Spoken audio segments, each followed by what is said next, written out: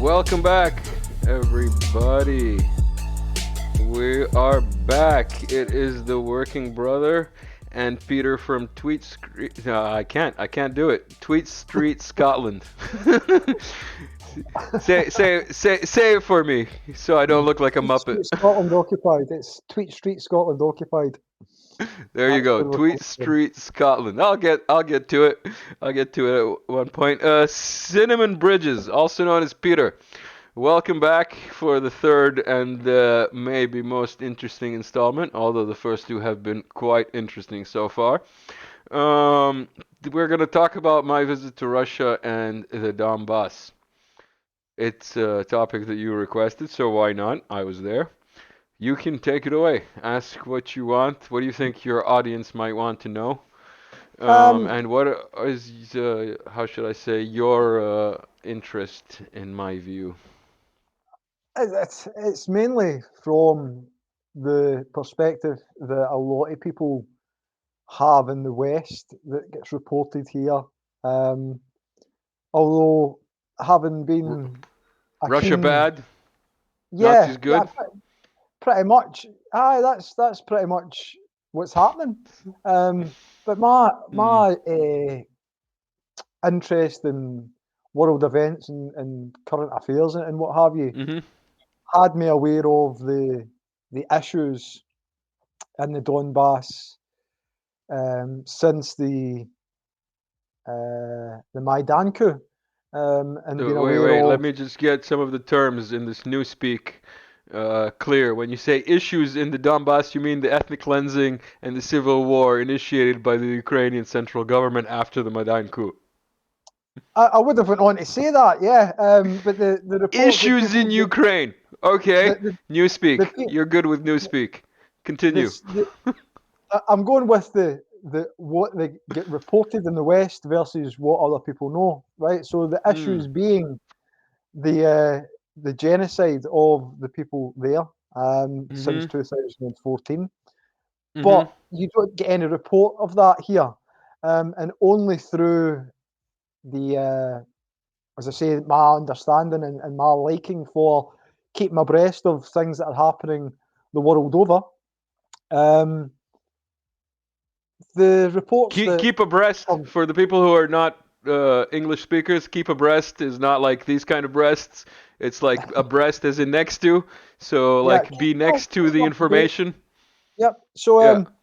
the information that I was looking at was Mhm. telling us about the ethnic cleansing um, of Russian-speaking Ukrainians and Russian people who had settled in those Yep. areas of the former Soviet Union Mhm. um, since 2014. But you don't get that, or the Western news doesn't give you um, that take on it. They give Mhm. you the fact that, as you'd said earlier, it's Russia bad and everything that can be used to poke the bear will be used to poke the bear. Mhm. And even the denials of the genocide that the people in this area in particular have Yep. suffered since 2014. I mean, if we go back to the Great War and how 27 million Russians, You mean from the Russian perspective, the Great Patriotic War is the term, and from the worldwide perspective, World War II, like as it's World War officially II. called. Yeah. Yeah. Yep. Continue. Um, so, from the perspectives of that we're given, because we're given different perspectives depending on where you are, and it's only the people of that area or that have been to that area and have Mhm. experienced some of the things that are happening that are best placed to give you accurate information. Yeah. So, my interest when this was arranged that we were going to be speaking was to Mhm. find out more about it from somebody who has been to the area. So, over to you on that. Well, um, first, before we even get into Russia, because you bring up, ethnic cleansing and Russia bad, Nazis good. Um, as a Serbian who was born in Yugoslavia, which doesn't exist anymore, I don't know how much you remember about the 90s, but like in between, I believe it's 92, 93, and 95, 96. Serbians, especially within the breakup of former Yugoslavia, were viewed as the bad guys, as the Muslim killers, as the ethnic cleansers, even though they weren't really convicted of anything. And the only person that they seriously took to trial, they had to kill with a heart attack gun, basically, because we all know that exists if you just read. Um, they had to kill him, Milosevic, I'm talking about, in captivity. He died in captivity in the jail cell after, like, I don't know, 5, 7, 10, 15. It was like a saga of years of trial, and they couldn't pinpoint anything. So when the Russians, in the beginning of 22, became the world's, you know, killers and evil people and Putler and like, hated and outcast. All the Serbians were like, "Oh, first time," you know. So like, yeah, I grew up in the Middle East during the era of Serbs or Muslim killers, and I don't know how it is in the UK, but I know that in Sweden, for example, Serbs are always cast as the like mafia and the like evil criminal organization people in all their TV shows and so on and so forth. So like yeah, the programming has gone on for a while against Serbs. And now moving back to Russia and your how should I say you briefly touched upon the idea of you don't know how the views there are. I'm gonna play some videos in the background. I went to Moscow. I stayed in Moscow for a little bit, and I went to Rostov. Stayed there for 2 days. On the way down to, let me turn this volume off. Okay. This is Moscow. Moscow is huge. It's clean. It's safe. And I've been to various cities and countries all around the world. Um, and I was surprised, number one, at how huge it is. Number two, at all the, how should I say, advanced like technologies that they have. Like, you hear that they're backwards and whatnot. No, everything is done by phone, everything is electronic, everything is organized, everything is clean. There's a lot of culture. There's more culture in the subway in Moscow. I'm gonna do a report eventually. I've got a lot of footage, but there's more culture in the like subway of Moscow than I've seen in some museums. And I've been to some museums. You can interject, by the way, in any point. I'm just If you, I'm just enjoying the footage behind you. I've never been to Moscow. I've never I've been to been Russia. to it as a kid, because like during the aforementioned breakup of Yugoslavia, we were under sanctions, so there were no planes flying to Yugoslavia other than via Moscow. So when we'd come back to on holiday one year, the only option was flying through Moscow, my family and I. So like I've been to Moscow as a kid. I don't remember much, but like now that I went back, this is a metro station, for example, which has a museum of the different ethnic, national, historical dress costumes that the regions of Russia had, and they're just out there. And as you saw, it's pretty clean. This is a subway station. Sumi, but I think this is Park Pionieri, which is the like the partisans, Park Partizani, sorry, which is the partisans, station basically. And there's Hmm. these bronze statues that are taller than I am, as you can see by the angle. And there's other ones that are huge. and they're just everywhere, and this culture is like just there. And as you can see, like the floors are cleaner than a hospital, basically. Yeah. I mean, it's certainly very pleasing on the eye, and as you say, from a cultural perspective, um, I take it to be that a lot of these things are in tribute to the fallen in the Great Patriotic War, as they would say. They're they're the to the fallen of the great patriotic war, but so like some of them are just like to communism and the like let's say other kinds of successes. Like this station is styled after a station in Paris, or after the stations in Paris, I should say, the metro station. Each station has a different theme, and like I'll get around to doing a video about that whole thing in detail. But like as you can see, they're huge stations. They're extremely clean stations, and some of them are from like way way back. Like some of the stations were built in 1943, in 1945, in 1948. It's like, didn't you have better things to do then than build subway stations? The other thing is everything else is absolutely huge.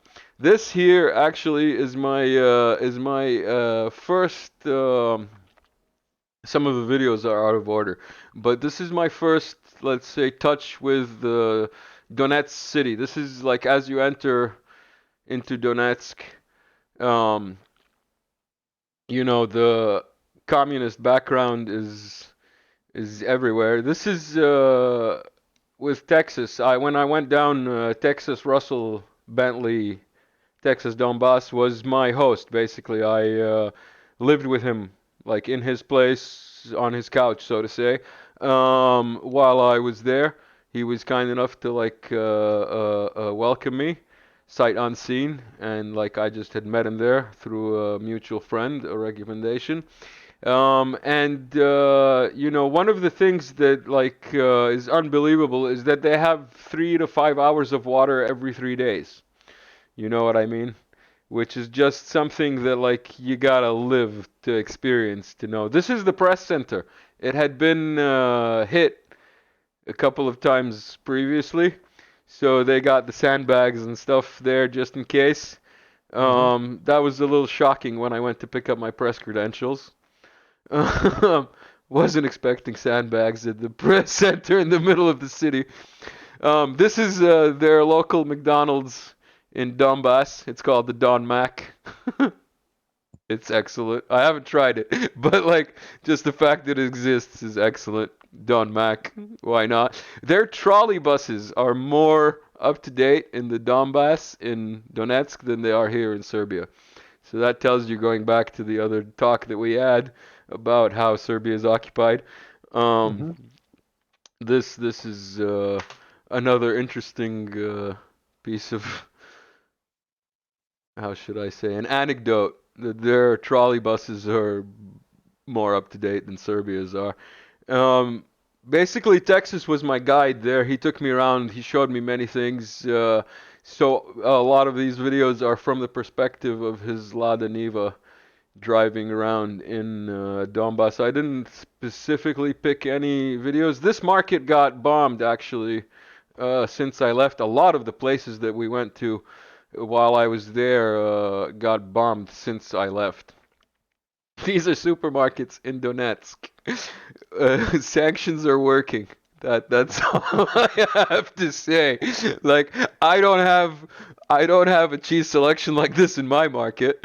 I don't know about you. This is when I went out with a humanitarian. I got invited with to help to report or to like stick around, hang around with a humanitarian organization who like take from Moscow. They take donations, monetary and otherwise, and collect all kinds of stuff from local donating volunteers as well, and then redistribute it to families which have lost their houses and have had medical operations. So like you lose a leg and your house, and you're a senior citizen. these guys will come and give you like food and clothes and whatnot if you need it. This is their warehouse, which, as you can see, had been directly hit. It's about 2 kilometers from the front, keeping in mind that the front in Donbass has been there in Donetsk for about 8 years.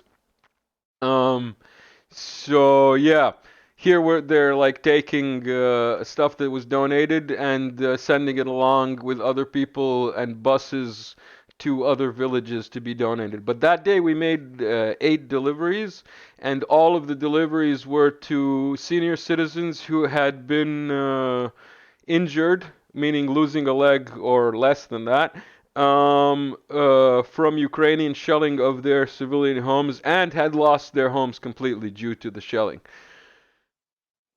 Yeah, it was a heavy day. That's all I can say. And one of the neighborhoods that we went to, Kievsky district of Donetsk, when we got out of the car, there was a higher smell of gunpowder than I've experienced at gun ranges, where like it's a closed, atmosphere. So like there was more gunpowder in the air than there was oxygen. This is the eternal Wow. flame to the fallen liberators of the Donbass. This is the monument. It's absolutely huge. I don't know the measurement, but it's I think like 40 or maybe even 70 meters high. And this is a little monument right behind it to the children who have died of the war in the war. And the statue is based on a real photo of a kid protecting his younger sister after shelling. And here Texas, who's taking me around, shows us another sign right behind the monument to the children. It says "Danger Mines" because they had those little pedal mines Yeah. that had been sprayed in this park by the Ukrainians. And I don't know how much you know about those pedal mines, but when I went there, um, the first thing that I told Texas is like, whenever we're walking anywhere, um, tell me that there's pedal mines that I should look out if we're in such a neighborhood. You know what I mean? Because they're tiny. They're like smaller than a lighter.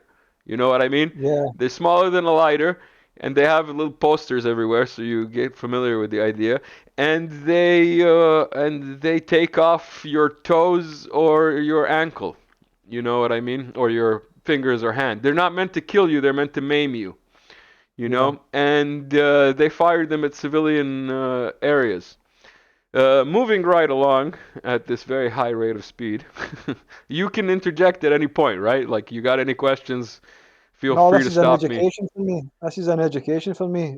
So I'm quite uh, I'm not happy to sit and watch and listen to Yeah, this, yeah, but but like, you're take glad it to in. hear it, yeah. Yeah, to take it in. Yeah, absolutely. And If you've and got chat. any questions, I'm a very liberal teacher as far as education is concerned. So, like, I'm all like about the interactive classes. So, yeah, like I said, if you got any questions on any of the subjects I bring up, feel free to ask.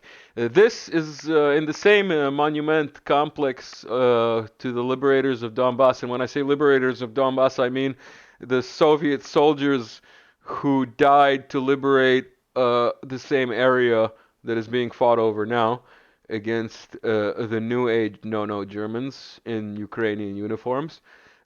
This is a small, or smaller, I should say, monument and area where the new heroes.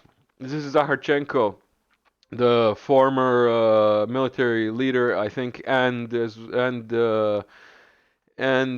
he was the, what is it called, prime minister, president. I don't think he was a president, but something like that, of the Donetsk People's Republic. This is another, like, part of the exhibit there, and these are actual combat, um, you know, used in combat former things.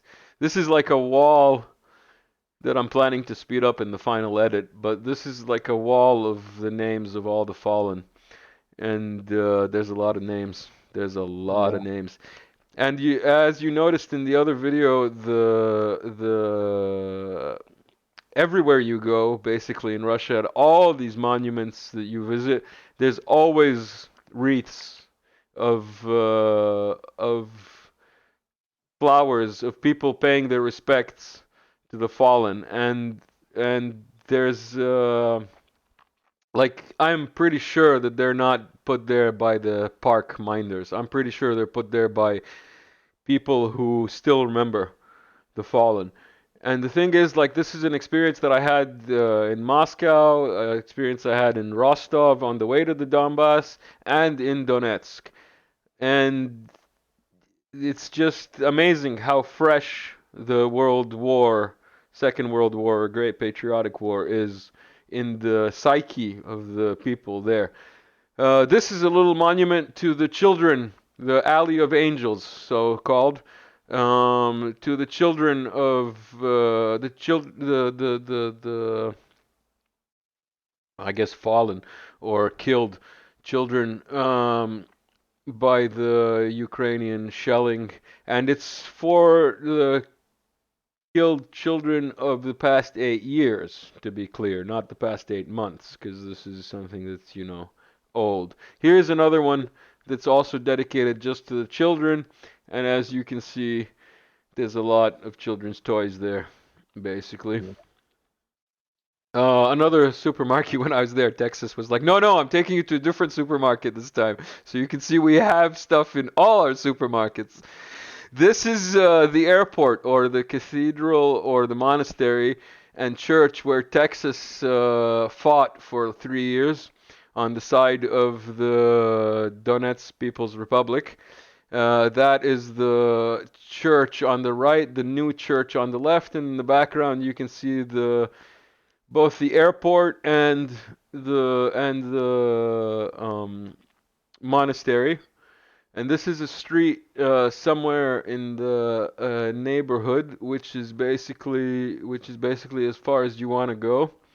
This is about 2 minutes away from the airport driving. Texas was telling me like, oh, we're gonna go up to another monument of the killed civilians. And this one is for the killed civilians of just these two neighborhoods in the past 8 years. And the last one on the right is for children. That's why it Yeah, has the little this was toys. the one I had shared. This was the one that pretty much initiated contact between myself of me Possible, reaching yeah, out it to you. might have been. It might have been. It might have Um, been. Like, I Again, it shared some was of these things exclusively on Telegram before. Oh, here we go, some drone footage of Texas's old stomping ground, as I like to call it. This is a cemetery that, by the way, in the 90s, if I'm not mistaken, during the breakup, it was a covenant of nuns. And in order to raise money for the covenant, I think it's called a covenant, right, of nuns, or a monastery of nuns. I think it's a covenant if they're nuns. In any case, um, in order to raise money for the covenant or the monastery of nuns, they made a cemetery, and the cemetery is of the rich people of the era of the 90s who had fancy graves and whatnot and wanted to support the monastery. And this is the monastery up here, top in the top right here. mhm. Top left, sorry. This is the old church. And Texas told me like when he got there the first time in January of 2015 or December of 2014. That's the airport right there, the new terminal, quote unquote, which has been like destroyed since 2014, 2015, and 2017. I think they had another fight for it. But yeah, Texas was his first position was this monastery that we're seeing on the left and the church. And he tells me when he came and he was, dropped off there on his first night in the middle of the winter, being dropped off at like a church to defend the monastery that the Ukrainians had been bombing. He knew he was on the side of good. You know what I mean? Yeah, yeah. Especially when they're Um, bombing these types of places. yeah, and it's not like it's something that's stopped since then. You know what I mean? It's something that like they do to this day, basically. There's constant stories of them bombing churches, and this is a church because the old church basically was too damaged to be rebuilt, so they're building a new church there, and they've been building it even though the front line was like up to like let's say 2 months before I got there, so like 5 months ago maybe. The front line was like a kilometer away, and they're building a new church. You know what I mean? And that's the thing. Like, there's places in Donetsk that are literally a kilometer or less away from the front, and people are living their life. You know, as Texas told me, if your house is the only house you have, and it's a kilometer away from the front line, and your whole neighborhood is getting shelled, and you've got nowhere else to go, you're gonna live there. Like, Yeah, there's not much else you can do. So yeah, this is a rich people cemetery that has gotten overgrown because they were fighting there for the past 8 years, basically. And right behind that is the airport where the quote unquote Ukrops had their positions. And to the left, that's the runway, by the way. That's the parking area for the planes, and behind that is the runway. I wanted to go fly there, but Texas was like, no, no, don't fly there. You'll get shot down. So I didn't want to lose the drone to AA, so I stayed here. And this is like general overview, and right behind us you can see Donetsk. Let me skip through a bit here. Um, all right, this is another video. The other day when we went to film the monument that is to the liberators of Donbass, that's it over there. Excuse me, in the background. yeah, And right here, as we approach, is the Alley of Heroes, I think it's called, where all the commanders like Motorola and Givi and so on, they have statues. And over here are the tanks that you saw earlier, and over yep, here is the huge monument to the liberators. And the reason that we can't fly any further is because this stadium is GPS geolocating the DJI drone and not allowing us to fly closer so as not to fly over the stadium, supposedly, but it's also not allowing us to fly over this area, which is hilarious. Like, this is as close as you can get to it. It's like geofence. So when you fly with the drone like is like, nope, you can't go there. End of story. Like, if you try and take off here as I did, you can't even take off. You know what I mean? And the right, okay, funniest part is that the soccer stadium has been closed since 2014 because the owner is like, pro Kievi, to not call him a Nazi. But yeah, so it's been closed. It's been out of service. It's like nobody plays there. But the what's it called? But you can't fly a drone there. Yeah. that's. Um. I mean, the footage is fascinating. All of the footage that we've seen, and just to go back on some of the things that you said, I've heard about the petrol mines and the damage that they inflict upon people, Mhm. um, and especially like for young kids who wouldn't know any better if they're out trying to enjoy what freedoms that they can while all of Yeah. this is going on, and understandable why like limbs get lost and if it's kids, even their lives, Yeah. but it's absolutely fascinating to see firsthand the footage that you've taken. Um, The footage is generally in HD or better, but this is just like a disclaimer for the people watching. OBS, when I record, sometimes it plays the footage at like lower resolution, so I don't know if the recording will be as clear as it is here on screen for us now.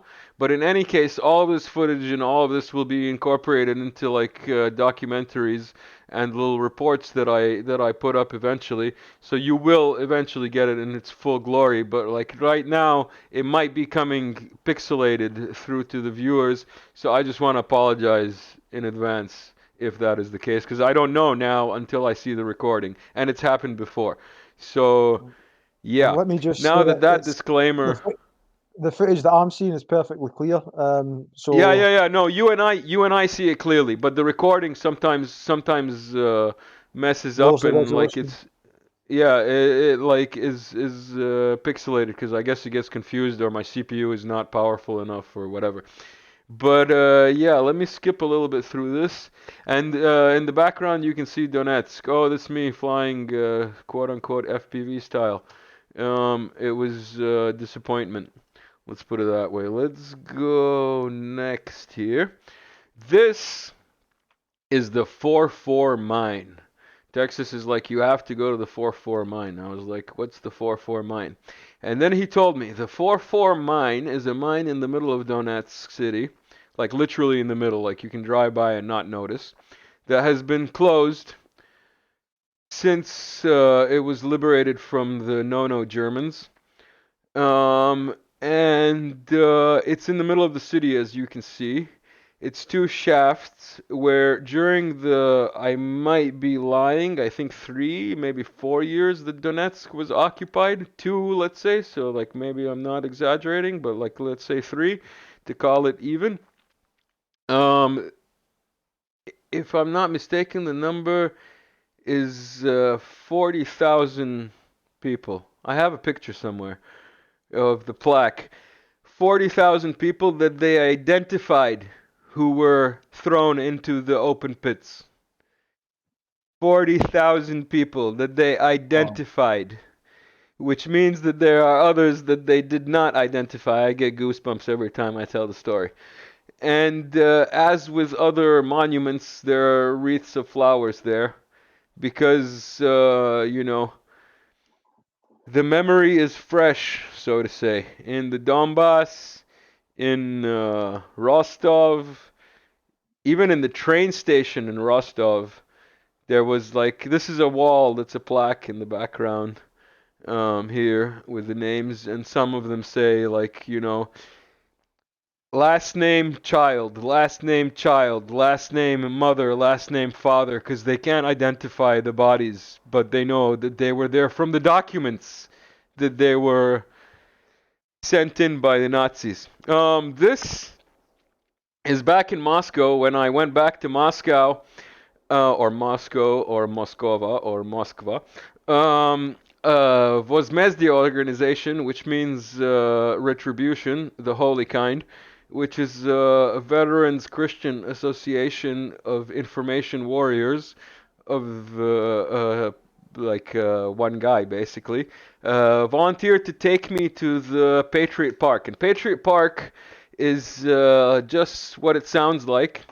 It's this is the main cathedral of the Russian armed forces, and around it, this little building that you can see in the background is actually a huge museum that goes spans all the way around the cathedral, and it's in honor of the 1,418 days that the war against fascism lasted from the perspective of the Soviet Union or Russians. And it's a museum where you can walk around, and there's supposedly 1,418 steps to take you around the museum, which signify each day of the conflict. So, like, when they took me there on the way, we're driving up to the thing, and on the way before we even get there, I'm like, stop, stop, stop, because like there's wax figurines with artillery piece aiming west. No coincidence, I'm sure. You know what I mean?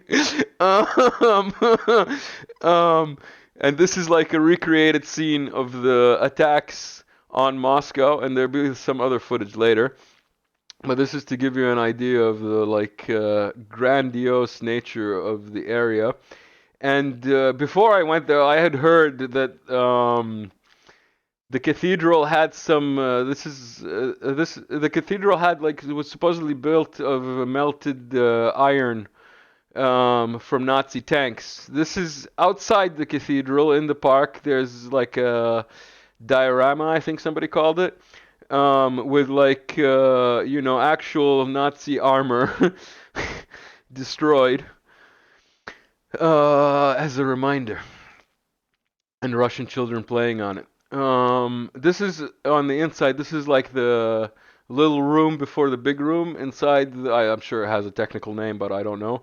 Inside the cathedral, and this is the big room. So as I was saying, everything that you're seeing in here, all the green is actually metal. So is the floor, and it's made from melted down, smelted Nazi armor. The whole thing, like the complete building. It's just unbelievable. This is a mural or mosaic to the fallen soldiers of the modern wars against evil, or something like that. It has its own title. But the point is, it's everything from the Korean Civil War, no, the Chinese Civil War, up to the special military operation, including Yugoslavia. And it's an homage, let's say, to all the people who died. Yeah, so the Civil War in China and all the other conflicts there. Russia and Afghanistan is there as well. This is the war in Yugoslavia, Vojna Yugoslavia. And the funniest part is that they left some blank space for the upcoming things that they've got to deal with. Um, these are like Soviet military insignia inside an Orthodox church of the Russian armed forces. It's just like, you know, mind blasting for people who think communism is bad. This is the entrance. This is on the inside, Jesus looking at you. It's a pretty stern, I would say, expression he has on his face. There are many other murals and very nice visuals in the main cathedral of the Russian armed forces. And again, the floor is metal, everything is metal. It's hilarious. It's just like golden. It's beautiful. I'm sitting here pretty much blown away by what I'm seeing and what you're saying that's filling it in to what I'm seeing, Mhm. and like to think that you've got the West um, furnishing the um, Ukro-Nazis, Ukrainistanians, whatever the term that Mhm. you're using, with weaponry. Given the history, given what we know and the amount of lives that were lost for ideologies that most of the world over doesn't want to support, and Mhm. like, I've heard some of the German um, politicians voicing their concern about Mhm. giving tanks to Ukraine, and we've Yeah, no, they're not all brainwashed. Let's put it that way. They're not no, all ignorant of history. again, there are people that are awake to what's going on. Mhm. And they don't seem to have as much clout as those that are shut off to it, and to try and replicate, because we'd no sooner heard about the tanks than they're now talking about fighter jets, Mhm. supplying them with Mhm. fighter jets, and Submarines. You this, didn't hear about the submarine and the no, cruiser? I, I heard about the submarine, the suggestion of the submarine. And the Um, destroyer. There's also a destroyer today. Like it's the same guy, the Ukrainian crazy guy, who like is begging for not Zelensky, the other guy. I don't want to remember his name. Let's put it that way. Not that I don't want to put it to memory. Um, he was at he's Germany decommissioned like a cruiser or like a destroyer or something like that within the last year and a half, 2 years, and this guy's like, we should take it, we can own the Black Sea if the Germans give it to us, and I'm just like, dude, no. No, you Again, cannot. it beggars belief, the fact that the history of the Great Patriotic War or World War II, or Mhm. the Great War, whatever reference people want to give it, um, Mhm.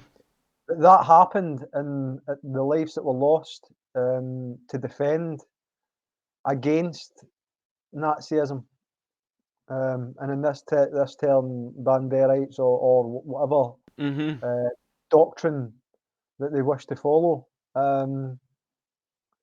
Aye, it's it's very sobering. It's very because we don't get Sobering is a good word. we don't get the and when I say we don't get the people here that I'm aware of and the reports that we do get Mm-hmm. don't say that NATO is going to war with Russia. However, that's exactly what's happening with all of these NATO-backed countries Have you supplying them with weaponry. has any of the like official media in the UK or Scotland in general um, shown the clip of Baerbock saying we're at war with Russia? Well, none of the media have. No, huh? However, again, it's the the usual people who are trying to bring this news to a wider audience. It's not on mainstream. It doesn't Mm-hmm. get reported in the printed press. It's only people that are online that are trying to share this to go. Because when I heard Yeah. that, I'm going, I can't believe that she's sitting there saying what she's saying. And at what point did it? Because then they've tried. Then she's issued a denial. She's issued a denial that she said what she said, Yeah, even though yeah. it's been recorded. Yeah, So yeah. it's certainly not been reported on the mainstream here. They're too busy with gender recognition reform denial that we spoke about um, in Yeah, yeah. 2 videos ago or uh, whatever, yeah. the first recording that we did. So Mm-hmm. it, like, the fear of nuclear war, whatever that entails, seems to Mad, grow. mutually assured destruction. You've got the doomsday clock at 90 seconds to midnight. Nope. Um, but a Nope. lot of It's at people, 60 seconds. It's at it's 60 now seconds. 60. Well, there you go. There's shaved As of 30 three or seconds four off. days ago. 3 or 4 Right, well, days ago. there you go. The last report that I'm aware of was 90 seconds. So they've shaved Yeah, another 30 that seconds was off like it. a while ago, man. That was a while ago. We're much closer. I'm waiting for 15 seconds. Then it's gonna get fun. Well, it's, I'm on the coast. I'm on the coast where Trident's kept, and Hey, there are man. people that say Listen, if it comes to that, it doesn't fucking matter where it you doesn't are. matter. Aye, it doesn't matter. You know, like I The don't only know if it's. Go on, go on. I was just going to say the only escape that might be quick enough is actually being in the building at the time it goes, because you're sure to be gone. No, Um, man, that you got no hope basically, cause like the stories of Hiroshima survivors of like you know that guy who survived Hiroshima and Nagasaki because he was in two doorways. Other than the fact that it's likely propaganda, um, I read the book as a kid in high school, but I can't remember the name. But the point is, other than the fact that it's likely propaganda, the nukes that are available today are like exponentially more powerful than the nukes of the time then. the payload's much increased. Yep, Yeah, absolutely. so like so basically like, you That's if know, wherever that's you if you are, believe you've that got no nuclear. hope. That's if you believe that nuclear weapons do actually exist. Yeah, yeah, yeah. There's that conspiracy theory as well, but let's not go Let's that deep, let's you not know? test that one. Yeah, let's not Yeah. test that one. What can It's, I say? again, we're laughing. We're trying to make light of a situation that's Gallows humor. yeah. It's the only approach to this kind of situation that I find soothing. Other than that, like forget about. Like you know, if you and me are gonna be hung for whatever reason, you know, saying bad things on YouTube, and we're sitting there, and if you're gonna be miserable about it, and you know you wanna sulk and whatever, go ahead. I'm Aye, gonna bring out the gallows humor. I don't yeah, care. It might be that's Serbian it. of me. I don't know how Scots would react. I figure you guys I'll, also. we've got a quite a sharp Dark. sense of humour. Some of us, Yeah. some of it does touch on the more macabre. Mm. So aye, let again lift your spirits if you can't lift anything else. Yeah. Aye, it's. Yeah. But, I mean, the footage that you got is absolutely phenomenal. It's Let's go back um, to the footage because I had to pause this when you started talking because I want to comment on it. As I'm right. walking around, as I'm walking around and filming right on cue as if it was like sent by the KGB, you know, Russian propaganda. They were like, there's a guy there with filming, so let's get a school bus of these cadet children um, to walk by. So, yeah, this is the entrance to the museum that I told you about. Um, 1,418 steps or days. This is the first or second room, basically, as you enter, and this is what life was like before the war, the day before the war. The like illusion of everything being okay, and this is the first day of the war, and the air raid sirens are going off. Let me see if I can play the volume. And you've got like the warning. I get goosebumps now again, and you can see the projections are synced like above you and around you, and it's a 3D projection of a war scene.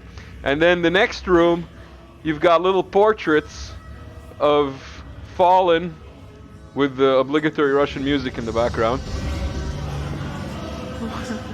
um, the point is, they're mosaics of portraits of the fallen that were submitted by people, and the whole right wall of the museum is lined with portraits of people. And each room has a different theme and a different period of the war or like a locality. For example, this is about the Brest Fortress. I don't know if you've heard about the Brest Fortress or Not seen the movie maybe. The movie is excellent. Highly recommended. That movie and Come and See. Come and See I hadn't seen. It's a Russian movie as well that Texas recommended. In fact, he made me watch it with him. And it's worth seeing. So Come and See and Brest Fortress. This, when I was walking around with my tour guide, this scared both of us because she had actually never been to this museum either. Um, we were walking around, and as you can see, it's crowded. And I turn around and I bump into this old lady, and she's a wax figurine holding a shovel, preparing Moscow for the onslaught or the coming onslaught of Nazis. Um, Here again, the portraits of the fallen making up a mosaic. This is another panorama, basically, where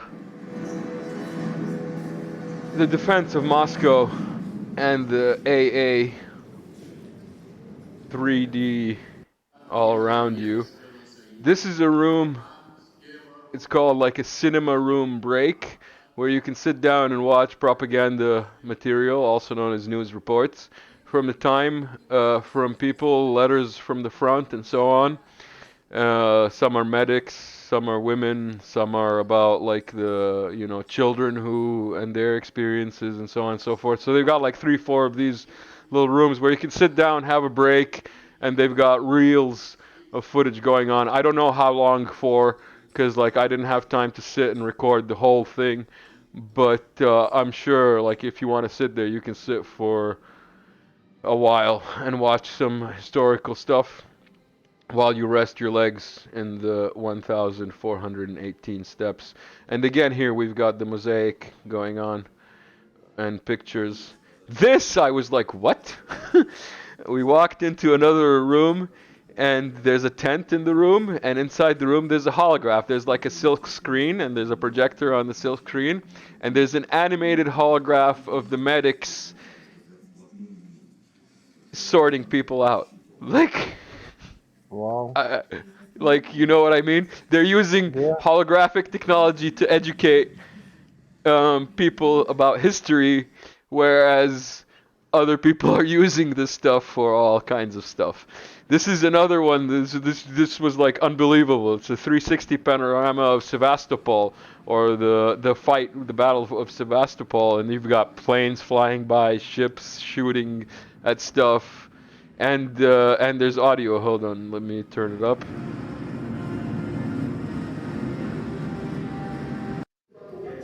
Another one. It's a gift to Hitler, and again, it's made of you know, portraits of the fallen. It's a recurring theme. Another hologram. I walked in and there's like, in the forest, in this like one room, there's just like this chick standing there and she's talking to me. She's like, "We are patriots and we are the partisans." And I was like, "Hold on, lady, I need to get you on film."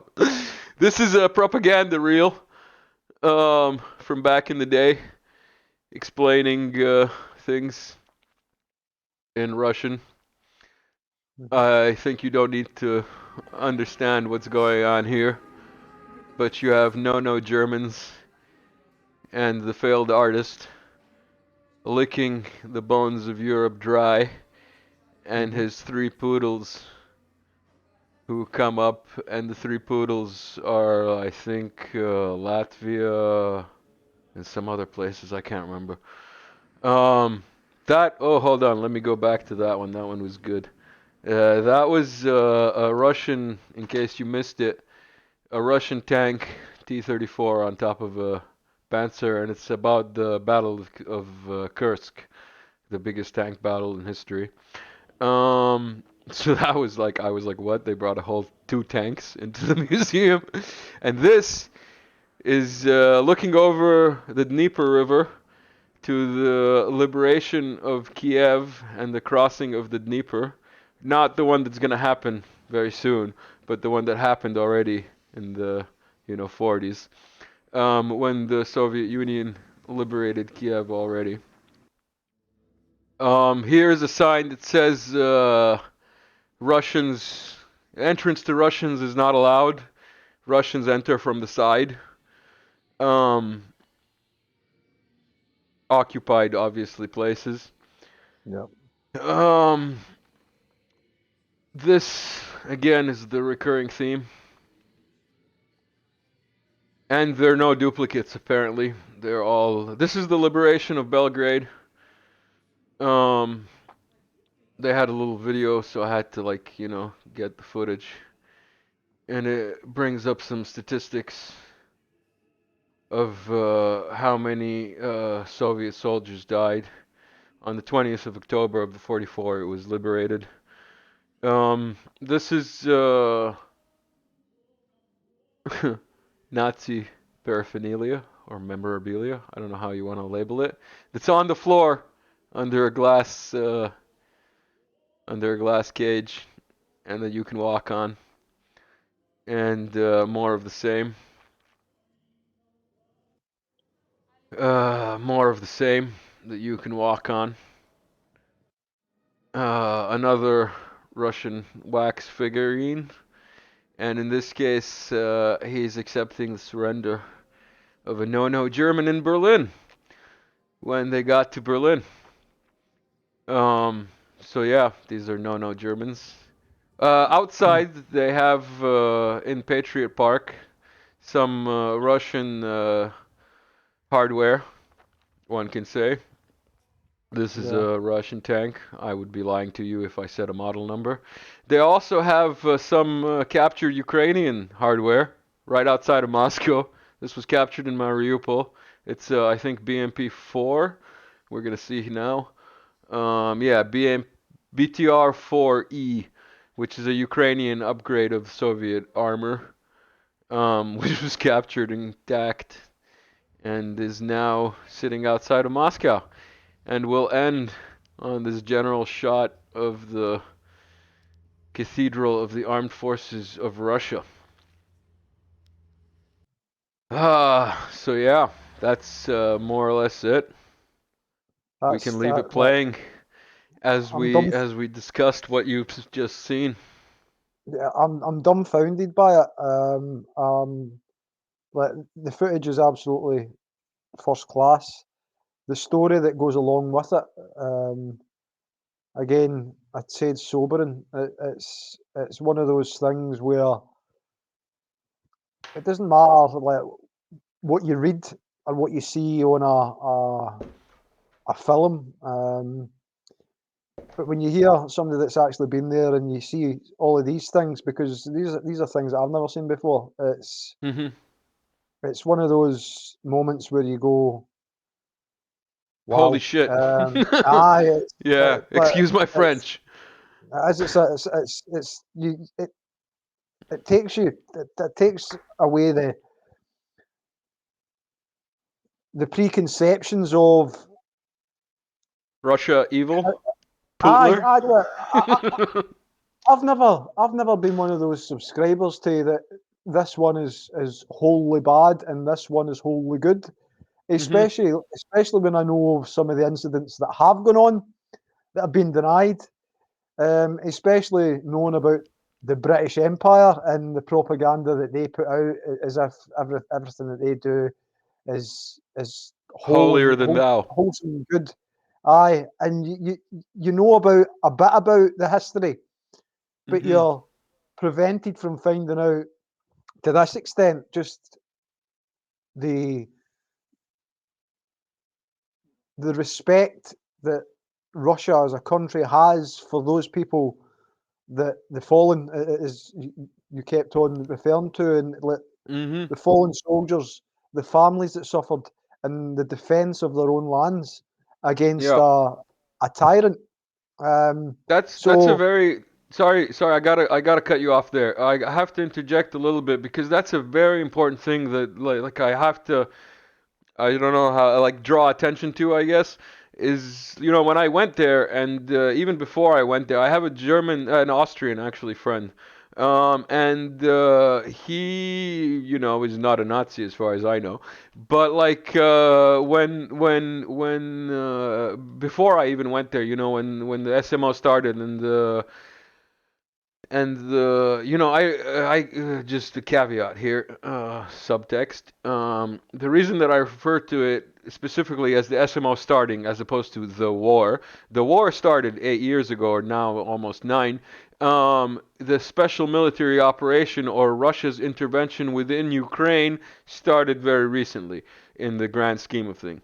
So when I say the SMO, I'm referring to the recent, the recent developments. Let's put it that way. So when the SMO started and the declared goals were stated of denazification and demilitarization, my Austrian friend, among many others in the world, he doesn't subscribe to mainstream media. Let's put it that way. But he was still like, "Come on, man, they're not Nazis. This is just hyperbole." You know what I mean? What do you mean Nazis? Nazis are against Jews. You know what I mean? Nazis killed Jews. But this is a very touchy subject because from the perspective of the re-educated Germans and Austrians, um, I spoke to him about it. You know what I mean? And Nazism, or whatever, from their perspective, the re-educated ones, is that it was against Jews, as the propaganda is in the West. You know what I mean? mhm, Like all American movies, the like the suffering is done by the Jews and the liberating is done by the Americans. And unfortunately, the global movie sphere is dominated by Hollywood. You know what I mean? So if it's not like Saving Private Ryan or Enemy at the Gates, then it didn't happen. yeah, And those are two really good examples, like really good examples compared to like the standard propaganda garbage that comes out of Western cinema. So going back to the anti-Jew thing, as a Yugoslav slash Serbian, because I was born a Yugoslav and made into a Serbian, um, the Nazi, let's say, effect on the Eastern Front, Serbia, then Yugoslavia included, was much more than anti-Jew. It was anti-Slav. it was anti-gypsy, it was anti many other things. You know what I mean? And when you just look at the death toll of like Serbia I think suffered per capita we suffered I keep saying Serbia, I should say Yugoslavia. Yugoslavia suffered per capita the highest number of casualties, and then it was Russia. I think they have 27 million dead, civilian and military. And we had, I'm going to lie, I don't know the number. I think it was between 5 and 7 million just in Yugoslavia. So from the Russian and the Serbian or Yugoslav perspective, the Nazis were not very anti-Jewy as much as they were anti-Slav. You know what I Yeah. mean? So when the West looks at the whole issue and says, they're not Nazis, they're not killing Jews, the Russians come back with, hello, they're fucking Nazis, they're killing Russians. You know what I Yeah. mean? And They're killing anybody that they don't believe is um, of the supreme nature. ideology. Let's Yeah. put it, let's say ideology, because it's gone beyond race now. It's because they're killing, indiscriminately as far as races are concerned. They're just killing for ideology now. But yeah, so the bottom line is the whole, what does denazification mean, and what does, Ukrainian Nazis mean? It means that there has been a CIA project since the late 40s, like literally, I think 49. They were already, I researched it, it's called Project Aerodynamic. Texas misspoke and he called it Project Dynamic in another video interview that we did, but it's Project Aerodynamic. And it's a CIA operation, just like Paperclip and all the other ones, that put Banderite Nazis into positions of power in the post-Soviet and Soviet Ukraine. You know what I mean? Yeah. So yeah, there's a lot on that subject that can be said. Ah, it's like I, I've seen I've seen quite a few video clips Hmm. of them strapping people to lampposts and giving them beatings Yeah, and what there's have you. there's a lot, there's a plethora, as one would say, of those Uh, videos. And I've also seen the youth being marched about and given the the the the Nazi salute. Um, Hmm. and for a while, there wasn't anything allowed to be posted on social media about these things. It's Yeah. changed to a degree on some platforms. Obviously, Telegram, you can get a lot of that Hmm. type of footage. The one thing that I refuse to do is share war footage of which there is a fair amount of war Hmm. footage because you don't see anything like that on the media here. When I say war footage, I'm talking about active battles that end up with people being Dead, being yeah. yeah, taken out. Hmm. But there was something that was again swept under the rug here in the West was Hmm. the war crime against the Russian soldiers who had surrendered. Hmm. They were laid down flat, and then they were pretty much Shooting them executed in the because kneecaps and then shooting them in the face and so on, yeah. yeah. So we don't get to hear about um, the most horrific things in the West. We don't get to hear about it at all. So trying to watch those clips and so that you've got an understanding of like, what the soldiers are actually going through um, Hmm. to defend against hatred of, and as you said, not just of uh, Jews, but of Russians, of the Slavic people. Hmm. Um, it, again, it beggars belief that we're at this hurdle again. history should be the teacher. And like, well, hold on, this is why we're not here.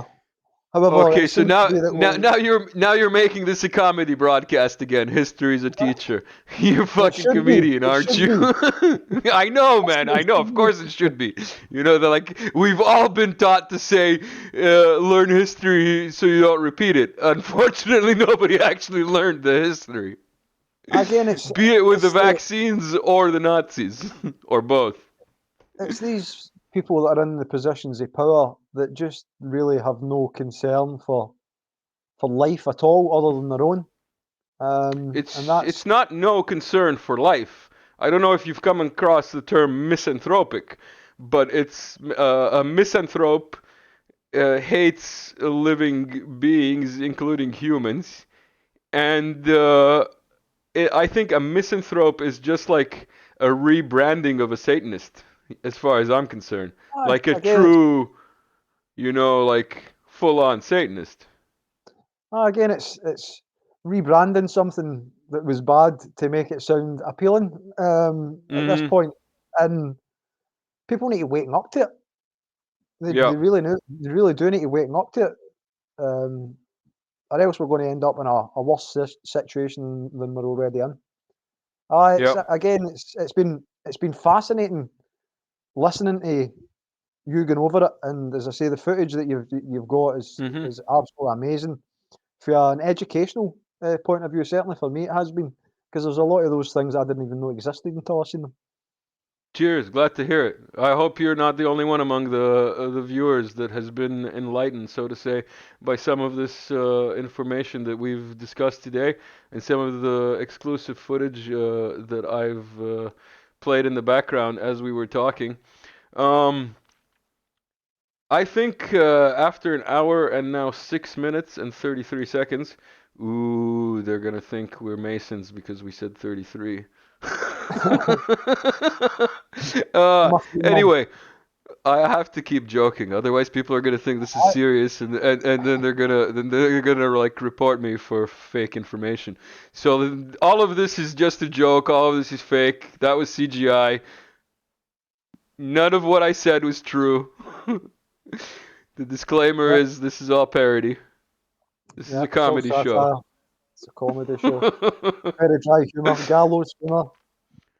No, no, it's not gallows, because gallows humor would have to be if we were in danger, but we're not in danger. It's all like theories and ideas and jokes. There's no Yeah. proof of any of the above mentioned details. Peter, Cinnamon Bridges, also known as Tweet Street, Scotland, occupied. Thank you for coming on again. It's been Ah, a wonderful chat. Anything you thank want to you. say to the audience before we sign off? I will just. I hope that you've enjoyed some of the topics that we've discussed. And like, I want to thank you very much for sharing some very fascinating information, footage, Hmm. and background to what we've seen. It's been fascinating for me, and I hope that in the future we can go over something a little bit more um, light-hearted. More, yeah, how should we say? Less doomy. Less doom and Yeah, gloomy. Yeah, yeah. I'm looking forward to better times. Thank you for stopping by again. It's been a pleasure. I look forward to having you on at some time in the near future to discuss how things develop both there and here. absolutely. Again, anybody else who wants to reach out, feel free to leave a comment, just like Peter did here, and I will definitely get back to you. Telegram, Working Brother, YouTube, Working Brother, Twitter, Tweet Street Scotland. He's also on Telegram. I will share his links. Thank you, everybody who's stuck around to the end. Let's take it out with some music. Have a good one. Bye, everyone. And don't forget to like, share, and subscribe, and all of that other stuff.